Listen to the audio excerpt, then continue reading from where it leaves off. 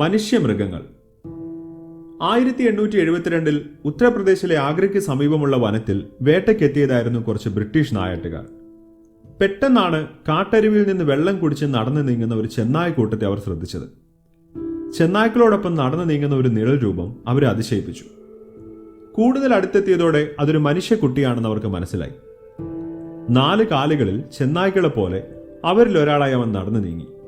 ആ കുട്ടിയെ പിടികൂടാൻ നായാട്ടുകാർ തീരുമാനിച്ചു. എന്നാൽ അവരുടെ ശബ്ദം കേട്ട ചെന്നായ്ക്കൂട്ടം ഓടിയൊരു ഗുഹയിൽ കയറി. ഒപ്പം ആ കുട്ടിയും. ഗുഹയ്ക്ക് പുറത്ത് തീ കത്തിച്ച് പുകച്ചുള്ളിലുള്ള ജീവികളെ പുറത്തു ചാടിക്കുന്ന തന്ത്രം നായാട്ടുകാർ പുറത്തെടുത്തു. പുറത്തു ചാടിയ ചെന്നായ്ക്കൾ ആ കുട്ടിയെ അവരിൽ ഒരാളായി സംരക്ഷിക്കാൻ ശ്രമിച്ചെങ്കിലും ഒടുവിൽ നായാട്ടുകാരുടെ വെടിയേറ്റ് കൊല്ലപ്പെട്ടു. 4 കാലുകളിൽ ചെന്നായെ അവരുടെ നേരെ മുരണ്ടുകൊണ്ട് നിൽക്കുന്ന ആ ബാലനെ അവർ ബന്ധിച്ച് നാട്ടിലേക്ക് കൊണ്ടുപോയി. കഥ കേൾക്കുമ്പോൾ ജംഗിൾ ബുക്കിലെ മൗഗ്ലിയെ ഓർമ്മ വരുന്നു അല്ലേ? ഇതൊക്കെ ശരിക്കും ഉണ്ടായതാണോ എന്ന സംശയവും. എന്നാൽ ഇത് നടന്ന കഥയാണ്. ആ കാലഘട്ടത്തിൽ ഇതൊരൊറ്റപ്പെട്ട സംഭവമായിരുന്നില്ല. വനാതിർത്തികളിൽ താമസിക്കുന്ന കൃഷിക്കാരുടെ കുഞ്ഞുകുട്ടികളെ ചെന്നായ് പിടിച്ചുകൊണ്ട് പോകാറുണ്ടായിരുന്നു. അതിൽ ചില കുട്ടികളെ എന്തോ കാരണങ്ങളാൽ ചെന്നായ്ക്കൾ ഭക്ഷണമാക്കുന്നതിന് പകരം ഒരു ചെന്നായ് കുഞ്ഞിനെ പോലെ വളർത്തിയിരുന്നു.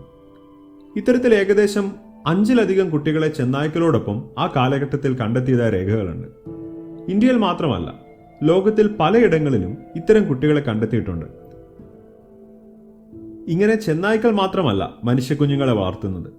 കുരങ്ങന്മാർ, കരടികൾ, നായ്ക്കൾ, ആടുകൾ, പശുക്കൾ എന്നുവേണ്ട ഒട്ടകപ്പക്ഷികൾ വരെ മനുഷ്യക്കുഞ്ഞുങ്ങളെ വളർത്തിയതായി ലോകത്തെ രേഖകളുണ്ട്.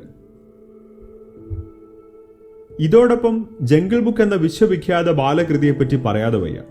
റുഡ്യാർഡ് കിപ്ലിംഗ് എന്ന ഇംഗ്ലീഷ് എഴുത്തുകാരൻ 1894 തന്റെ മകൾക്ക് വേണ്ടി എഴുതിയ ഒരു കഥാസമാഹാരമാണ്. മൃഗങ്ങൾക്കൊപ്പം കാട്ടിൽ ജീവിക്കുന്ന മൗഗ്ലി എന്ന കുട്ടിയുടെ കഥാപാത്രം പിന്നീട് ലോകമാകെയുള്ള കുട്ടികളുടെ മനസ്സുകളിൽ ഹീറോ ആയി മാറി. മധ്യപ്രദേശിലെ സിയോണി എന്ന സ്ഥലം പശ്ചാത്തലമാക്കിയ കഥയിൽ പഞ്ചതന്ത്ര കഥകളിലെയും ജാതക കഥകളിലെയും മൃഗകഥാപാത്രങ്ങളിലൂടെ കഥ പറയുന്ന രീതി പിന്തുടർന്നിരിക്കുന്നു.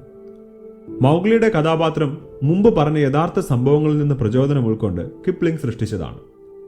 ജംഗിൾ ബുക്ക് ആസ്പദമാക്കി ഒരുപാട് കാർട്ടൂൺ സീരിയലുകളും സിനിമകളും ഇറങ്ങിയിട്ടുണ്ട്. അതിൽ അവസാനത്തേത് മൗഗ്ലി എന്ന പേരിൽ 2018 നെറ്റ്ഫ്ലിക്സ് അവതരിപ്പിച്ച സിനിമയായിരുന്നു. എന്നാൽ സിനിമയിലും കാർട്ടൂൺ കഥകളിലും കണ്ട മൗഗ്ലിയുടെ ജീവിതമേ അല്ല മുമ്പ് പറഞ്ഞ കാട്ടിൽ നിന്ന് കണ്ടെത്തിയ കുട്ടികൾക്കുണ്ടായത്.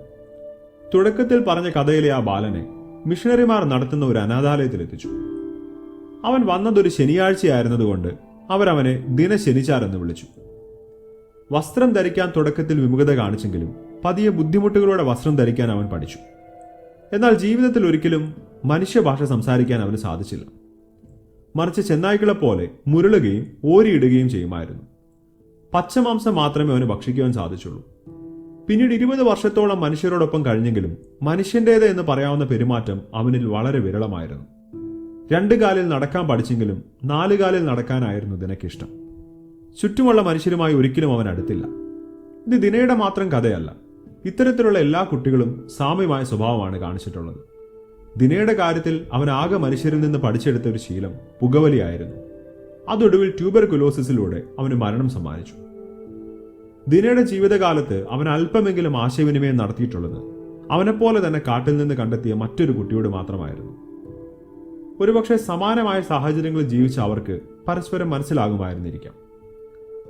ഇത്തരം കുട്ടികളെ രക്ഷിക്കാനെന്ന് കരുതി സമൂഹം ചെയ്തിട്ടുള്ള പല കാര്യങ്ങളും അവർക്ക് ദാരുണമായൊരു ജീവിതം മാത്രമാണ് നൽകിയിട്ടുള്ളത്. ബുദ്ധി കുറഞ്ഞ വെറും മൃഗങ്ങൾ എന്ന് നാം വിളിക്കുന്ന ചില ജീവികൾ മനുഷ്യരെക്കാൾ സഹവർത്തിത്വം കാണിക്കുന്ന ഇങ്ങനെ ചില ഉദാഹരണങ്ങൾ നാം പ്രകൃതിയെ മനസ്സിലാക്കുന്നതിലെ ചില പോരായ്മകളുടെ ചൂണ്ടുപലകയായി ഇന്നും നിലകൊള്ളുന്നു.